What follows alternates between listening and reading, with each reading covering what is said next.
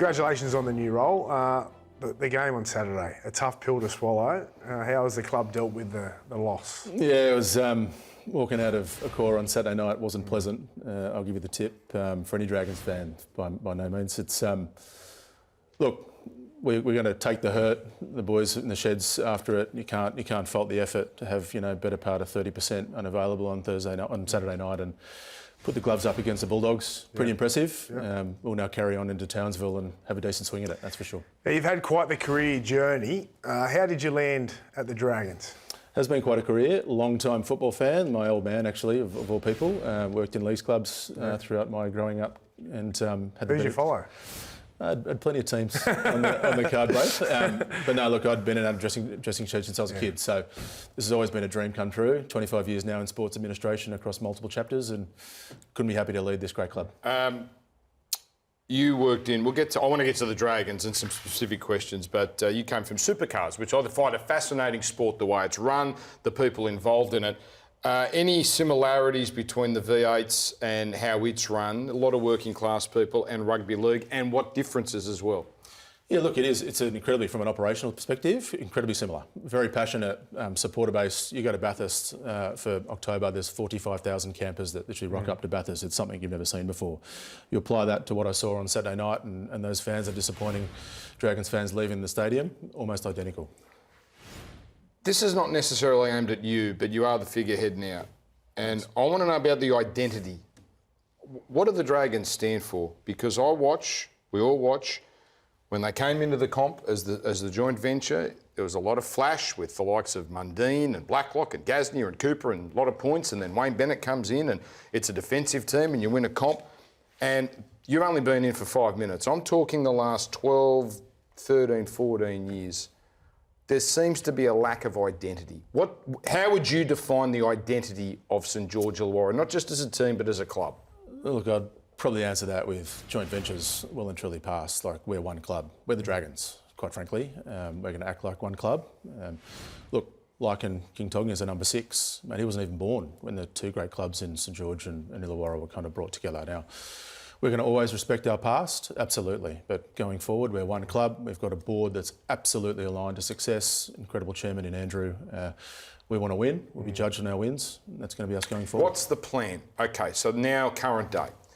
Because you look at teams and Penrith, I know who they are. I know who Canterbury are. They're an energy and they've got a system. Even West Tigers are taking big swings. And I'm looking at the Dragons, and I think Gutherson and Holmes were good signings, Damien Cook, but obviously they're near the end. And what's the future? What's the ambition of St George Illawarra? Is it making finals? Is that the goal here? Or is there a plan for something much bigger? We want to win it. I'm not going to sit here and say otherwise. We're in the game of winning both on and off the field.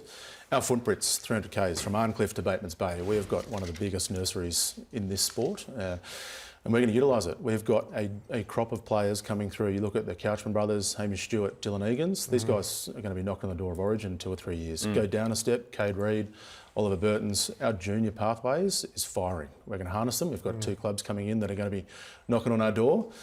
But we've already known we're fierce, we're competitors. You can see what's going on around. We're very, very close at the moment. We're not far away. We'll get there. Your coach, he's had a lot of success. Won a premiership with the Cronulla Sharks. What gives you confidence that he'll replicate that at the Red V?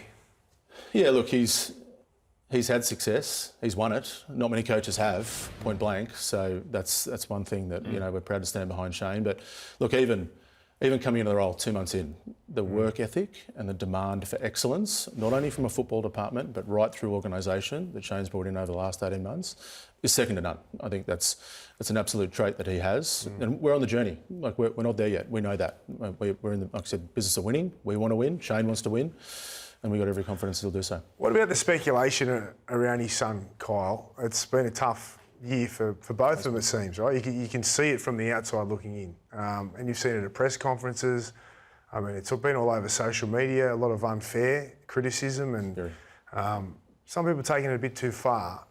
How have you handled it? How have they handled it? How do you see it? Yeah, it's coming into the role in what was a pretty tough time for the club. Yeah, absolutely. And Kyle in particular, but not only Kyle, some other players were copping a fair share as well. Look, Absolute zero tolerance from a club perspective, from a Tim Watsford perspective on bullying, full stop. On the online stuff that was coming through some of our channels was horrendous. You wouldn't wish it upon anyone. So full credit to Kyle for having character to stand up, put it behind him and continuing to perform. Him scoring a try against Parramatta after a pretty ordinary week of getting tormented is absolute character. He's doing his job. But from an online perspective, we won't tolerate it. You've had a role, we talked about Supercars, but rugby league. What were the roles you had in NRL before you went away for a little while? Went away for a little while, went to another job, bro. So I just made it jump ship, how government worked. No, I looked at all kind of commercial elements, major events pieces, had the privilege of working on things like Magic Round and moving origins around the country. And look, Andrew Abdo was my leader at the time and still a mentor, and we had some great fun. We did some incredible things, particularly off the field. Where can we be better? We're going pretty well. Rugby league as a game is flying. Where do you think, having seen that side of the business, where do you think we can be better? I think elevation from clubs more. I guess some clubs are doing a lot better than others. My job's to kind of bring the Dragons up to where they should be, which is right at the top of the pile. But more broadly, look at expansion at the moment. Look what they're doing in Vegas from an NRL perspective. Hats off to Peter and Andrew, what they're doing. It's quite incredible. And the game's growing at an astonishing rate since when I left in 2017. What did you take from them, working behind them and seeing what they do? Intelligence, tenacity and commitment to the cause, to be quite frank. A relentless appetite for success. And that's what I've carried with me. I said it to Andrew as late as Friday. I said I learnt most of my trade coming out of him, working for him for the better part of 4 years. I want to apply that to the Dragons, have a decent swing and go with them. You talked about the players coming through. There are some impressive youngsters. That Hamish Stewart is very impressive. Dylan Egan as well.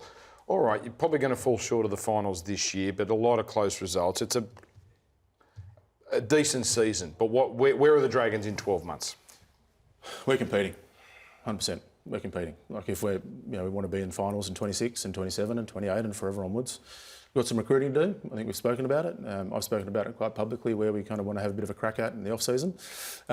Like every club, middles, halves, a dime a dozen at the moment, and outside backs. We want to try and really make sure that we're competing with the best, but not only that, setting our kids up for future success. We need leaders. What is your biggest challenge recruiting? Is it players don't want to go to Wollongong, a beautiful part of the world, but it's a bit out of Sydney? Is it the club? What are the challenges you find when trying to get, well, you haven't really done it, but as a club, what do you think the main challenges are? I don't think we really have challenges, quite frankly. What we can state is, though, that we've got a centre of excellence coming online. I know every club seems to be having one at the moment, but ours will be state of the art come May. And in Wollongong, what better place? But look, quite frankly, we're there. We're so close. There's green shoots coming through. We need some big players to come in and really drive the kids forward, and they can carry on behind and take the legacy forward. So the club's had a lot of success, and the fans are so passionate. You just see it, even from someone who's not a Dragons fan. There's a lot of pressure. Yeah. How do you feel about the pressure in stepping into this role at this famous club?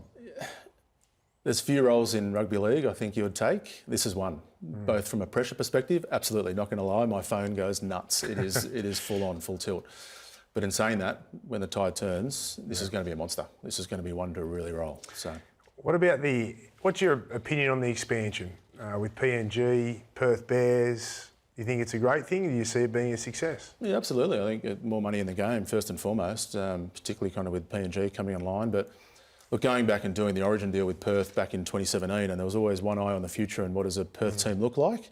You know, watching from afar and Peter and Abdo and Andrew coming together and really pushing that thing forward. It's a good thing. It's going to be a great thing.